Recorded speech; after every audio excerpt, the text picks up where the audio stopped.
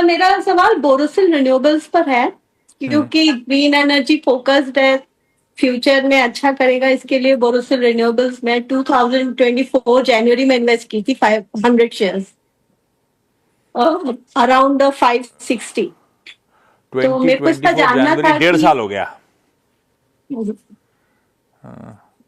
मुझे जानना था आगे, मींस मेरा पॉइंट ऑफ व्यू करेक्ट है क्या कि आगे इन्वेस्टमेंट प्रॉपर मेरा सही इन्वेस्टमेंट है कि नहीं, बस ये जानना है।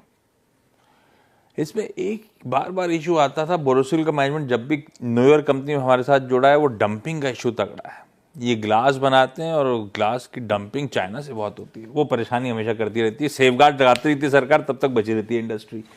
सत्योत साहब, लंबी अवधि के लिए बोरोसिल रिन्यूएबल्स लिया हुआ है, कंफर्ट है चार्ट्स को देख के? जी देखिए, चार्ट पे तो कोई दिक्कत वाली बात नहीं लगती। इनफैक्ट मुझे मंथली चार्ट यहाँ पे बहुत बढ़िया लगता है। लेकिन यहाँ पे वहाँ पे एक चीज दिखाओ, ये जो क्लस्टर है 640, 650, 660, इस क्लस्टर में ये यहाँ पे डिस्ट्रीब्यूशन हो रहा है। और सामने आप बाजार की तो हालत देख ही रहे हो, तो कहीं ना कहीं लगता है कि छोटा मोटा प्रॉफिट बुकिंग यहाँ पे भी आ सकता है। तो ये 580 तक का एक डिप यहाँ पे पॉसिबल। करंटली इट इज 607 के आसपास है, तो करंट लेवल से आप कह सकते हैं 25-30 रुपए का फॉल आ सकता है। और इसीलिए मैं कहूंगा कि आप एक स्टॉप लॉस रखे जो करीबन आपके एंट्री के ऊपर होगा। आपका कुछ 550 के आसपास का बाइंग है, तो आप 565 का स्टॉप लॉस रखे बने रहे। अगर यहां से, जैसे मैंने कहा, ये जो क्लस्टर है 640 660 का, ये क्लस्टर निकलेगा तो इसका टारगेट जो पोजिशन अनफोल्ड होता है आशीष जी, वो करीबन 800 प्लस का है। ये मैं साल के हिसाब से बोल रहा हूँ। तो काउंटर अच्छा है for me, it's a hold. अरे गजब है, 50 रुपए का मुनाफा हो रहा था, 200 रुपए सतपुते साहब ने और जोड़ दिए। तो और क्या चाहिए? 250 रुपए के गेन्स हो रहे होंगे 550 के इन्वेस्टमेंट पे। और ये तो चार्ट्स में जो दिख रहा है, एक बार 800 के आसपास आए तो देखिएगा, फंडामेंटल्स आप देखते ही हो, रिविजिट करके देखना। लेकिन अभी तो बढ़िया होल्ड है, 565 का चाहो तो अपना स्टॉप लॉस प्लेस कर लो आप। हैदराबाद से वीरा मैम जुड़ती हुई। वीरा मैम, गुड आफ्टरनून वीरा मैम। वीरा मैम, आपको कितना टाइम हो गया स्टॉक मार्केट में? Same sir, 2015। तो आपको एक दशक हो गया, एक डिकेड हो गया। वीरा मैम, आप भी खुद ही स्टॉक आइडेंटिफाई करते हो, लॉन्ग टर्म के लिए करते हो या ट्रेड वेड भी लेते हो? ट्रेड वेड लेती हूँ, लेकिन वो लॉन्ग टर्म के लिए हो जाते हैं सर। मतलब अगर कमा के नहीं दिया तो आप रख लेती हो, ऐसा? रख लेती हूँ, यस सर। ये गड़बड़ है, लॉस बुक करने का मन नहीं करता है ना? नहीं करता है सर। मुश्किल है ट्रेडिंग। सतपुते साहब, आप लोग कैसे ऐसे, वो क्या कहते हैं, अपने दिल को पसीज कैसे कर लेते हो यार? शॉर्ट अपनी खुद के पैसे कैसे काट लेते हो लॉस में? नहीं आशीष जी, देखिए मेरा फर्स्ट ऑफ ऑल, मैं तो ज्यादा यहाँ पे सेबी के रूल्स एंड रेगुलेशन गाइडलाइंस इतने स्ट्रांग है कि हम लोग ज्यादा इसमें एक्टिव नहीं रहते। लेकिन जो एक ऑब्जर्वेशन है, जो मेरा एक आप कह सकते हैं कि जो गाइडलाइन में यही देता हूँ कि अगर आपको काम करना है then there has to be some risk which is to be defined. आप एक रिस्क डिफाइन करो कि क्या स्टॉप लॉस होना चाहिए। बोला आप फंडामेंटल फॉलो करो, देन उसके पैरामीटर्स अलग होंगे। लेकिन अगर आप टेक्निकल फॉलो कर रहे हो, then there has to be some stop losses.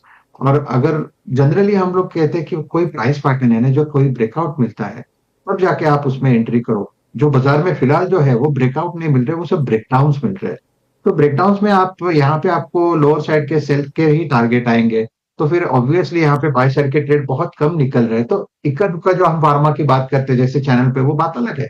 लेकिन जो मोटा मोटी जो काम हो रहा है कि कोई अच्छा काउंटर लेके होल्ड करे, वो फिलहाल नहीं हो रहा है। जैसे कि आईटी एक अच्छा लग रहा था, लेकिन आईटी में जिस तरह से बिकवाली है, तो उसके बाद वो बॉटम फिशिंग नहीं कर सकते। तो यहाँ पे एक ही होता है कि थोड़ा सा वेट करना, थोड़ा देखना कि निफ्टी कहाँ सेटल होता है, और जहां से आप कह सकते हैं कि जहां से फिर से एक रिकवरी मिले, रिवर्सल दिखने लगे, जिसके टेक्निकल पैरामीटर भी है, फिर हम लोग वहां पे बाइंग चालू करते हैं। लेकिन फिलहाल तो आई थिंक बाजार देखते तो it's clearly hold, at least till expiry it's hold.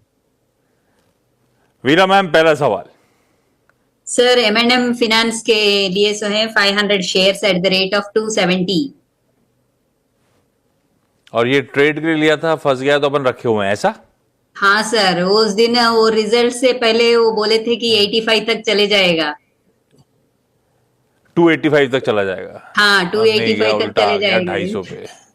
लेकिन सतपुते साहब, हमने एक इवेंट प्ले करा था रिजल्ट्स का, ऐसा कुछ हुआ ही नहीं, तेजी आई नहीं, अभी तो फंस गया, 20 रुपए नुकसान हो रहा है।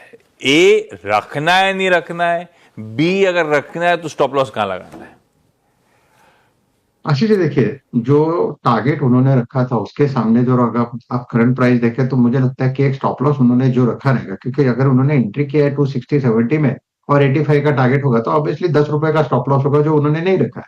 तो एट दिस लेवल तो मैं ये कहूंगा कि आप फिलहाल होल्ड रखें, क्योंकि यहाँ पे मैं 200 वीक्स मूविंग एवरेज जो है आशीष जी, वो करीबन 245 की ट्रेजेक्टरी में है। तो ये 200 डीएमए पे नहीं है, ये 200 डब्ल्यूएमए पे है, 200 वीक्स मूविंग एवरेज पे। तो ये जो लेवल है 245, 250, कहीं ना कहीं लगता है कि एक बार के लिए यहाँ संभलेगा, तो 240 का स्टॉप लॉस रखे। और अगर आपको एक यहाँ से जो रिलीफ रैली हम पुल बैक जो कहते हैं उसमें बेचे, जो करीबन आपको मिलेगा 260 टू 270, आपको एग्जिट लेना है। 200 डीएमए नहीं, 200 वेमा पे, मतलब 200 डे से ज्यादा वीक की प्रोमिनेंस होगी, मतलब और भी ज्यादा अहम स्तरों पे बैठा हुआ है ऐसा। 200 WMA एंड मंथली यानी MMA, monthly moving average 200 MMA तो बहुत ज्यादा इंपॉर्टेंट होता है, लेकिन जनरली उतना टाइम नहीं लगता। WMA पे आते जनरली हमने देखा कि सेटल होने लगता है, और उसके इन रिलेशन आपको थोड़ा सा आरएसआई भी देखना पड़ता है कि आरएसआई ओवरसोल्ड हो चुका है, क्या यहाँ से बाइंग करे, क्या यहाँ से पॉजिटिव डाइवर्जेंसेस आ रहे हैं, ये टेक्निकल अपने लिए मतलब आसान शब्दों में बहुत अच्छे लेवल पे बैठा हुआ है, यहां से गिरेगा नहीं, यहां से चलने की जी। गुंजाइश ज्यादा है, 240 में स्टॉप लॉस लगा लें बस, है ना। Yes sir, yes sir. बस डन है। ये ज्यादा ठीक है। गीता मैम, अगला सवाल।